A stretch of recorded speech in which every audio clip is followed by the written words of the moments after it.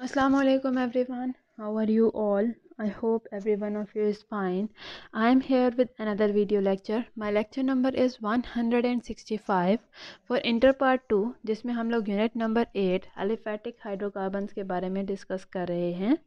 In my today's video, I am going to explain you about some of the chemical properties of the alkenes.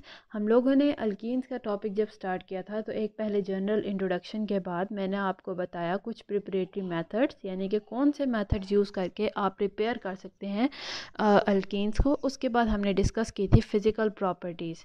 तो आज हम लोग discuss करने वाले हैं द रिएक्टिविटी ऑफ अल्कीन्स. उनके अंदर पाई बॉन्ड प्रेजेंट होता है, ये किस तरह से रिएक्ट करता है और किस तरह से जो है ये अल्कीन्स को उनके स्पेसिफिक प्रॉपर्टीज़ को इम्पार्ट करता है. So in all and all we are studying about the chemical properties of the alkenes कि केमिकल ये किस तरह से रिएक्टिव हैं, किन चीज़ों के साथ इजीली रिएक्ट करेंगे, किन चीज़ों के साथ इनर्ट रहते हैं. तो सबसे पहले हम लोग बात करते हैं, हमारा टॉपिक है पाई बॉन्ड का कि रिएक्टिविटी ऑफ पाई बॉन्ड. अब ये पाई बॉन्ड होता क्या है? जैसा कि आपने अल्केन्स के अंदर देखा था, अल्केन्स के अंदर आप जब भी कार्बन और कार्बन का बॉन्ड देखते हैं तो वो हमेशा सिंगल बॉन्ड होता है. तो ये जो पहला सिंगल बॉन्ड है that is called as the sigma bond. अब ये जो सिग्मा बॉन्ड होता है ये क्वाइट इनर्ट होता है, इसको ब्रेक करना काफ़ी डिफ़िकल्ट होता है, ये इजीली ब्रेकेबल नहीं है, आप इसको इजीली तोड़ जोड़ नहीं सकते. That is why because of the sigma bond present in the alkanes वो काफ़ी नॉन रिएक्टिव होते हैं, काफ़ी हद तक इनर्ट होते हैं. While in the case of the alkenes sigma bond के साथ साथ अल्कीन्स के अंदर पाई बॉन्ड भी प्रेजेंट होता है. This bond is sigma bond and this bond is pi bond.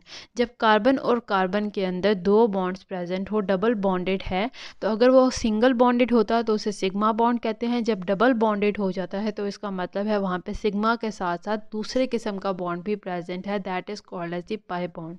अब सिग्मा और पाई बॉन्ड को एक दूसरे के साथ कंपेयर करें तो सिग्मा बॉन्ड काफ़ी स्ट्रॉन्ग है, इसको ब्रेक करना बहुत ज़्यादा डिफ़िकल्ट है, जबकि पाई बॉन्ड जो है वो कंपैरेटिवली वीक है और ये इजीली ब्रेकेबल है. As compare to sigma bond, pi bond को हम बहुत जल्दी ब्रेक भी कर सकते हैं, इजीली ब्रेक कर सकते हैं.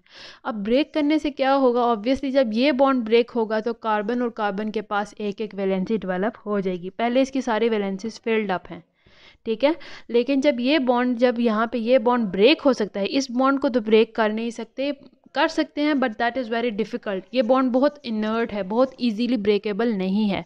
While when we talk about this pi bond, ये ब्रेकेबल है, हम इजीली इसको ब्रेक कर सकते हैं. इसको ब्रेक करने से क्या होगा? कार्बन के पास ये एडिशनल वैलेंसीज डेवलप हो जाएंगी. अब कार्बन जो है इस पोजीशन में है कि उसका एक एक बॉन्ड इनकम्प्लीट है, एक एक इलेक्ट्रॉन का पेयर इनकम्प्लीट है. अब वो चाहेगा कि वो किसी और मॉलिक्यूल के साथ, किसी और एलिमेंट के साथ, किसी और कंपाउंड के साथ रिएक्ट करके अपने इस बॉन्ड को कंप्लीट करे. While in the case of sigma bond, क्योंकि कार्बन का कार्बन के साथ सिंगल बॉन्ड ही है और उसने हर बॉन्ड जो है सिग्मा बॉन्ड से फिलअप किया हुआ है, तो उसको ब्रेक करना बहुत डिफ़िकल्ट है. हम ये कहें कि हम इस बॉन्ड को ब्रेक करके दो सेपरेट बना लें, that will be a little difficult process. But in this case यहाँ पे जो डबल बॉन्ड है उनमें वो डबल बॉन्ड इजीली जो पाई बॉन्ड है वो ब्रेक हो सकता है, और ब्रेक हो जाने की वजह से कार्बन को वैलेंसीज मिल जाती हैं, कार्बन को अपॉर्चुनिटी मिल जाती है कि it can react with some other molecules और अपने सिग्मा बॉन्ड उनके साथ बना के अपने वैलेंसीज को फिलअप कर लेता है.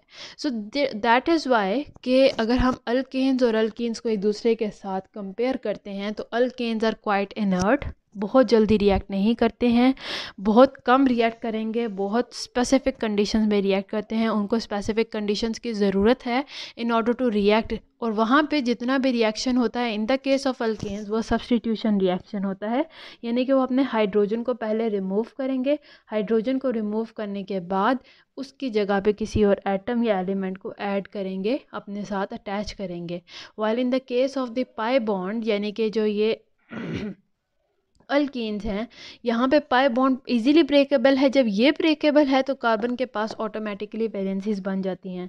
तो इस सूरत हाल में जो रिएक्शंस होंगे वो सब्स्टिट्यूशन के बजाय एडिशन रिएक्शन होंगे, क्योंकि ये बॉन्ड जब ब्रेक होगा तो यहाँ पे दो बॉन्ड्स बन गए तो हम इजीली ऐड करेंगे, हमें इसके लिए किसी और हाइड्रोजन को रिमूव करने की ज़रूरत नहीं है. अगर हाइड्रोजन रिमूव होकर उसकी जगह पे कोई एलिमेंट आके अटैच होता है तो उस रिएक्शन को हम सब्स्टिट्यूशन रिएक्शन, यानी वो सब्स्टिट्यूट कर दिया, उसकी जगह पे रिप्लेस कर दिया.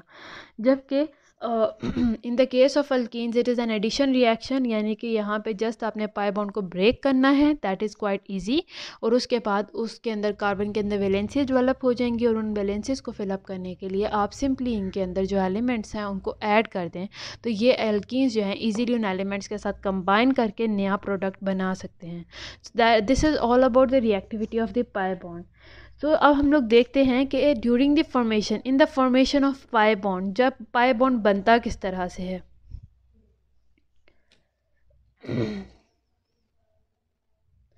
So in the formation of the pi bond, the partially filled p orbitals they overlap in a parallel fashion. अगर हम कार्बन को देखते हैं, कार्बन हैज 6 इलेक्ट्रॉन्स। 6 इलेक्ट्रॉन्स किस तरह से, 1s2, 2s2 and 2p3। 2p3 का क्या मतलब है कि ये, अगर हम इसको सेपरेटली p ऑर्बिटल्स को देखते हैं, 2px1, 2px2, 2py1 and 2pz0। सो ये ग्राउंड स्टेट में है। जब ये कार्बन जो है एक्साइटेड स्टेट में जाता है तो यहाँ से एक इलेक्ट्रॉन जो है, 2 इलेक्ट्रॉन के बजाय एक इलेक्ट्रॉन इस 2pz में ट्रांसफ़र हो जाता है। तो ये जो लास्ट ऑर्बिटल है ये जो है हाइब्रिडाइजेशन में पार्ट नहीं लेता, बल्कि ये फ्री रहता है। यानी कि कार्बन ने जब हाइड्रोजन और हाइड्रोजन के साथ बॉन्ड बनाया एक और कार्बन के साथ, तो इसके पास यहाँ पे एक p ऑर्बिटल फ्री है, और इसी तरह इस कार्बन के पास भी एक p ऑर्बिटल फ्री है। तो दोनों के जो p ऑर्बिटल्स हैं जो फ्री हैं, जिन्होंने हाइब्रिडाइजेशन में हिस्सा नहीं लिया, जिन्होंने बॉन्डिंग में हिस्सा नहीं लिया, वो एक दूसरे के साथ इस तरह से इस कार्बन का p ऑर्बिटल और इधर से इस कार्बन का p ऑर्बिटल एक दूसरे को ओवरलैप कर लेते हैं, जिसको हम लोग पाई बॉन्ड का नाम देते हैं। So this is how the double bond और the pi bond is formed in the alkenes by the overlap in a parallel fashion, यानी कि पहले बॉन्ड के पैरेलल ही ये बॉन्ड जो है बनेगा। इस वजह से the probability of the finding the electron that is joining these two, यहाँ पे एक न्यूक्लियस है इसके सेंटर में कार्बन एटम के, और इस कार्बन एटम के सेंटर में जो न्यूक्लियस है, इसको जो लाइन जॉइन कर रही है, यहाँ पे इलेक्ट्रॉन को फाइंड करने की प्रोबेबिलिटी इस पाई बॉन्ड की वजह से बहुत कम हो जाती है। इस रीज़न की वजह से जो पाई इलेक्ट्रॉन्स हैं they are less firmly held, क्योंकि यहाँ पे आप ये वाले जो यहाँ पे इलेक्ट्रॉन्स हैं जो बॉन्डिंग से शेयर हो रहे हैं, वो न्यूक्लियस से दूर हो गए, उनके दरमियान से दूर हो गए। तो इसका मतलब क्या हुआ कि ये वाले जो इलेक्ट्रॉन्स हैं they are not strongly attached, they are not strongly held between the nuclei. इसका मतलब कि ये जो इलेक्ट्रॉन्स हैं ये न्यूक्लियस की गिरफ्त से दूर हैं और ये इजीली सेपरेट हो सकते हैं, ब्रेकेबल है इनका बॉन्ड, क्योंकि न्यूक्लियस इनको बहुत पावरफुली अट्रैक्ट नहीं कर रहा है, न्यूक्लियस का इनके ऊपर बहुत ज़्यादा इन्फ्लुएंस नहीं है। सो बिकॉज ऑफ दिस, जब अल्कीन पार्टिसिपेट करता है किसी रिएक्शन में, so this it breaks comparatively easily. ये जो बॉन्ड होगा ये बहुत इजीली ब्रेक हो जाएगा as compare to this sigma bond जो कि न्यूक्लियस के बिल्कुल दरमियान में है। तो उससे क्या होता है कि यहाँ पे जो इलेक्ट्रॉन शेयर होंगे वो न्यूक्लियस डायरेक्टली उनके ऊपर अपनी गिरफ्त बनाए हुए होगा, उनको फर्मली अटैच किए हुए होगा, जबकि जो ये पाई बॉन्ड के इलेक्ट्रॉन्स हैं चूँकि ये साइड पे हैं, इसीलिए वो ज़रा न्यूक्लियस से बच जाते हैं, और जिस वजह से ये इजीली ब्रेकेबल हैं, ये एक दूसरे के साथ बॉन्ड ब्रेक करके सेपरेट हो जाएंगे और नए किसी एलिमेंट को अपने अंदर ऐड कर सकते हैं। So because of this reason जो अल्कीन्स हैं they are reactive group of compounds. इसके अलावा जो ये लूजली हेल्ड पाई इलेक्ट्रॉन्स हैं they are more expose to attack by electrophilic reagents, इसीलिए जो ये अल्कीन्स हैं ये इलेक्ट्रोफिलिक रिएक्शन बहुत इजीली उसमें पार्टिसिपेट करते हैं, क्योंकि अब ये न्यूक्लियस से दूर हैं, ये एक्सपोज हैं टू द आउटर सरफेस। तो जितने भी ऐसे एलिमेंट्स जो कि इलेक्ट्रॉन लवर्स हैं, यानी कि उनके अंदर इलेक्ट्रॉन की एक या दो इलेक्ट्रॉन की कमी है और उनको इलेक्ट्रॉन की ज़रूरत है, वो इन एक्सपोज इलेक्ट्रॉन की तरफ अट्रैक्ट होते हैं, और अट्रैक्ट होने की वजह से वो इनके ऊपर अटैक करके तो इनसे रिएक्ट करेंगे, और इस तरह से अल्कीन्स जो हैं they are way more reactive as compare to the alkenes. So this was my reaction to my lecture today, जिसमें मैंने आपको रिएक्टिविटी ऑफ पाई बॉन्ड के बारे में बताया है, कंपेयर किया है sigma bond and pi bond को। Sigma bond is present in the alkanes और pi bond is present in the alkenes. Alkenes के अंदर पाई बॉन्ड भी प्रेजेंट है, सिग्मा बॉन्ड भी प्रेजेंट है।